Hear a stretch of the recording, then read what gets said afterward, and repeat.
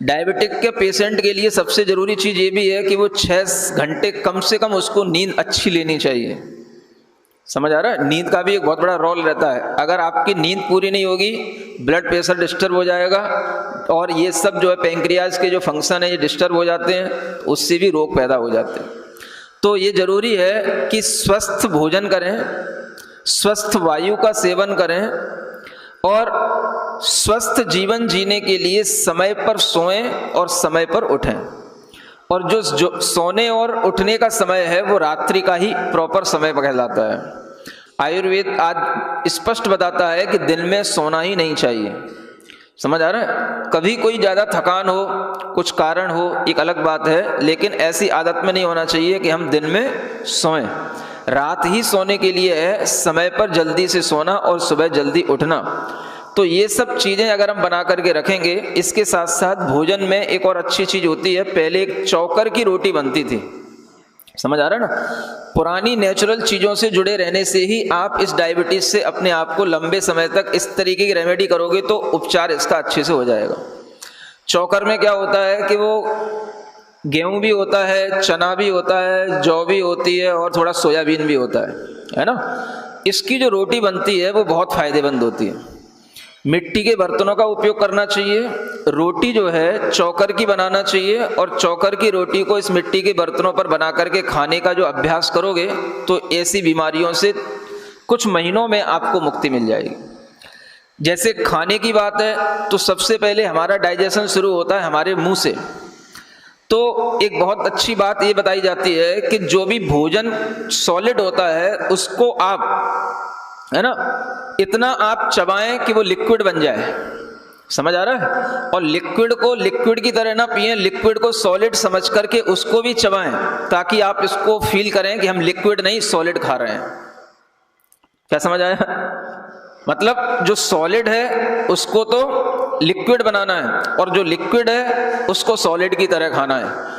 ये अगर सिस्टम बनेगा तो भीतर जो डाइजेशन शुरू होता है वह जो है अच्छे से होगा और डाइजेशन के डिस्टर्ब होने से ही ये बीमारी शुरू होती है, डायबिटीज़। तो इसलिए जो है खाने का सिस्टम सही होना चाहिए। खाने में भी रोटियां इसी तरीके की होनी चाहिए। पहले जो चौकर मोटा आटा रहता था उसकी ज़्यादा इम्पोर्टेंस होती थी, दलिया इत्यादि भी लोग खाते थे। ये चीज़ें आज भी इतनी लाभदायक हैं, है ना, जो मोटा भोजन होता है। और पीने का पानी भी जो है थोड़ा धीमे धीमे करके पीना चाहिए, घूंट घूंट करके पीना चाहिए। गर्म पानी को भी अगर घूंट घूंट करके पिया जाएगा तो वह भी डायबिटीज को सुधारने के लिए कारण बन जाता है। एक व्यक्ति था जिसके लिए ये संभव नहीं था कि वह किसी भी तरीके की एक्सरसाइज कर पाए, मेडिटेशन कर पाए, क्योंकि उसका जॉब ऐसा था उसको टाइम नहीं मिलता था। तो उसके लिए ये बताया गया कि तो कुछ नहीं कर सकता है तो कम से कम पानी ही जो है घूंट घूंट करके पिया कर जब जब तेरे को पानी की जरूरत पड़े। तो पानी को घूंट घूंट करके पीना, अपने मुंह में जो सलावा होता है वह जब भोजन में अच्छी तरीके से मिक्स हो जाता है तो वही जाकर के हमारे लिए सब डाइजेशन को प्रॉपर बनाता है। तो वह केवल इतना ही करता था कि पानी को अच्छे ढंग से घूंट घूंट करके पीता था और उसी के कारण से 6-7 महीने के अंदर उसके लिए डायबिटीज़ के बहुत अच्छे रिजल्ट आए और उसकी डायबिटीज़ काफ़ी कंट्रोल हो गई।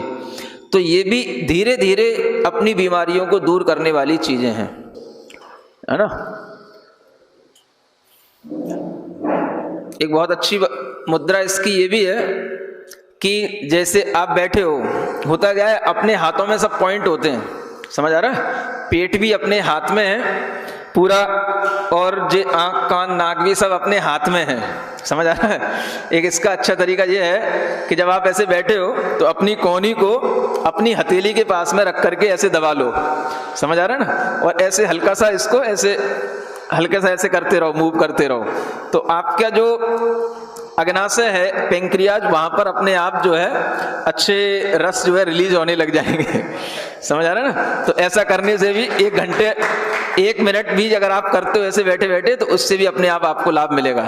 ऐसे ही दूसरे हाथ से किया, समझ आ रहा है ना? तो ये भी एक बहुत अच्छी चीज है क्योंकि इससे अपने आप पूरा एक्यूप्रेशर हो रहा है।